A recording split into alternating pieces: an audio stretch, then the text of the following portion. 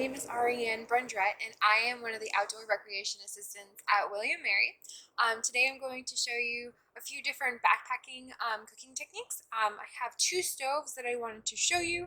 The first one is an MSR Whisperlite and the second one is going to be a Jetboil. These are the ones that I use when I go backpacking. There's a whole bunch of other different stoves that you can use. These are just the two that I use when I go backpacking. So the first one I'm going to show you is the Whisperlite. It usually comes into a little package. I have opened up everything so you can see everything that I'm going to be using.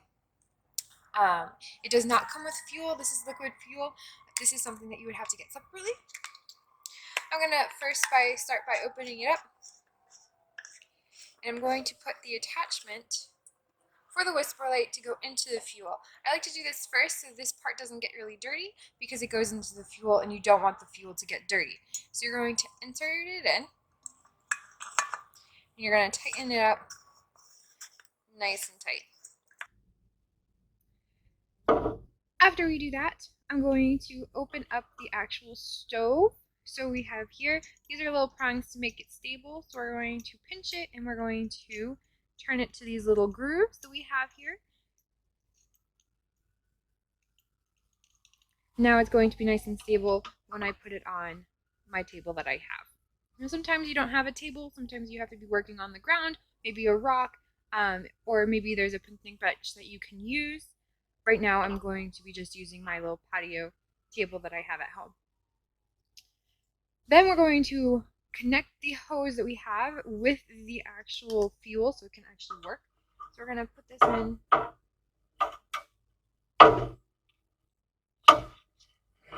like so, and then we're going to lock it into place.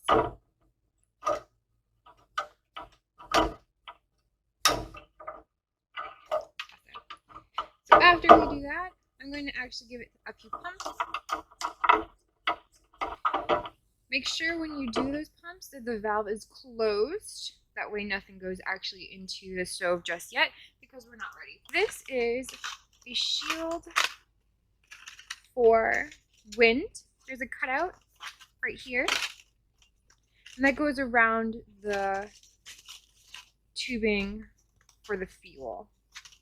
So it's going to go around here. And that's especially if it's a windy day, you don't want the flame to go away or anything like that. You want the hole to be big enough for the pot that you have. Right now I'm using a really small pot. Before I do that, I'm going to actually take this off and I'm going to prime the stove.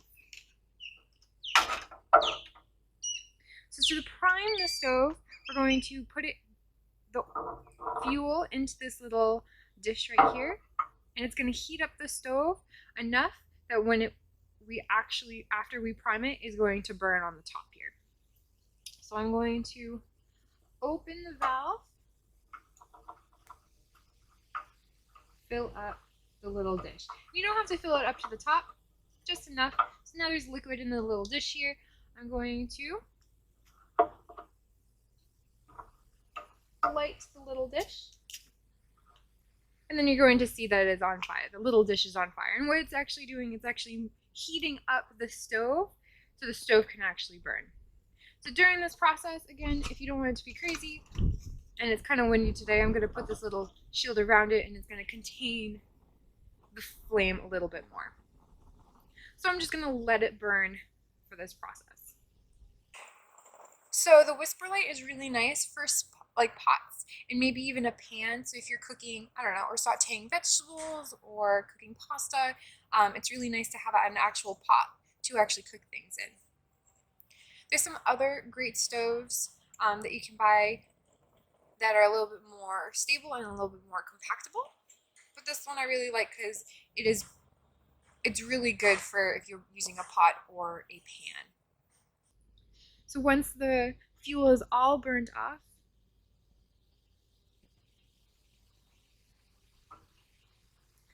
I'm going to turn the valve on again.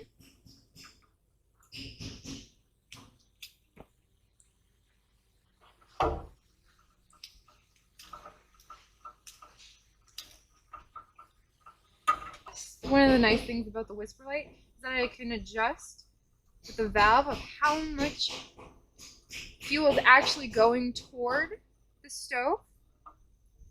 So if I want it to go a little bit faster, I could put a little bit more in. This is this nice little blue flame that I see there. So after I light it with the lighter, nice blue flame, and now I'm going to heat the water that's in the pan. So that's one of the stoves that I'm going to show you. The second stove is going to be Jetboil. And it's a little bit different. You can't really do as much with Jetboil that you can do with the Whisperlite, but this is the first backpacking stove that I usually use. The second stove that I have is a Jetboil. So this is my Jetboil that I have. It's green, it's kind of cute. It kind of compacts into this one little unit. It does not come with fuel. So this is the fuel that I have. If you bought the smaller container of this kind of fuel, you can actually put it inside and it will be all this one unit. So these actually is two things that I have here. So inside there's this cover that can come off. And inside is a nice little stand for the fuel. And this just helps if you have an uneven surface. And it gets the fuel off the ground, which is kind of nice. So it goes just onto the bottom here. I'm going to put this down right here. What else is in here is the actual stove part that lights up with the flame. You have to flick the thing out so you can actually turn it to on and off. And that's going to attach to the fuel.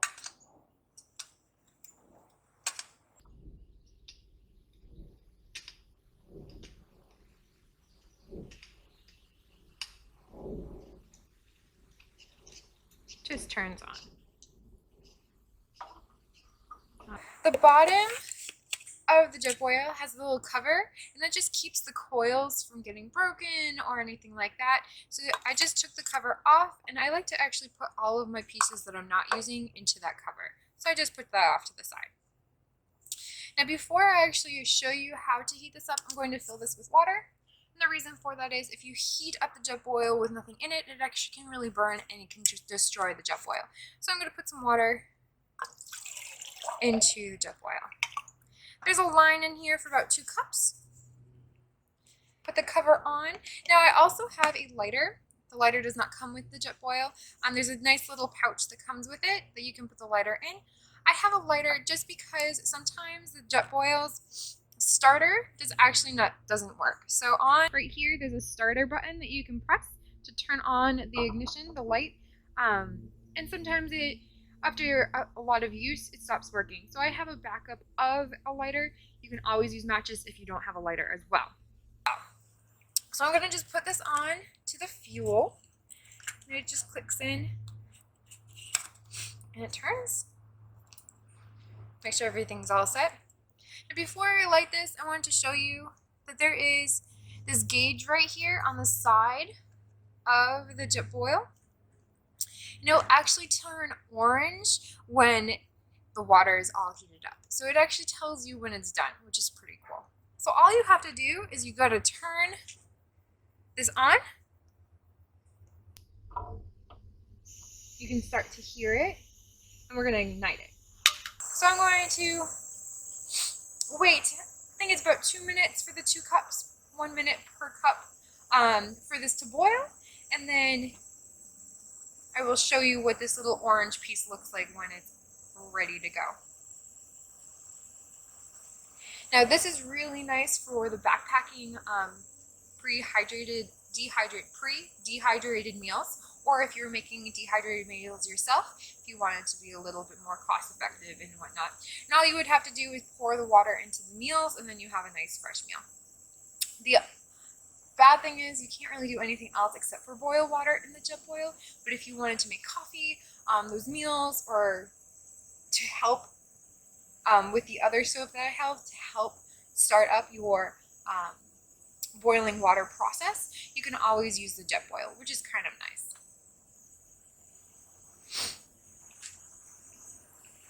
So as you can see, it's already starting to boil. It's starting to get orange on the bottom here, which is pretty cool. And you can hear the train in the background, sorry. You can actually take off the cover and you can actually see it boiling. It's already starting to steam. It feels nice because it's kind of chilly outside today, and it's already starting to bubble.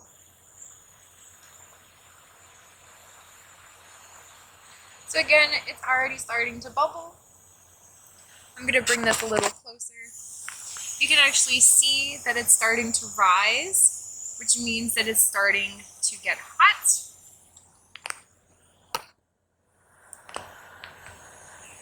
So if you were making tea or coffee and you didn't want boiling hot water, this is probably a good stopping point to stop boiling the water. If you wanted it to be boiling, you would wait until this orange line goes all the way up. And I'm just going to shut it off by turning this knob.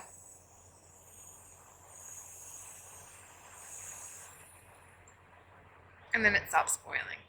But you can see in the steam, it heats up pretty quickly. If I were to do this on the Whisperlite that I had, it would take a lot longer. So this is kind of nice just for quick hot water. And those are my two backpacking stoves that I have that I wanted to share.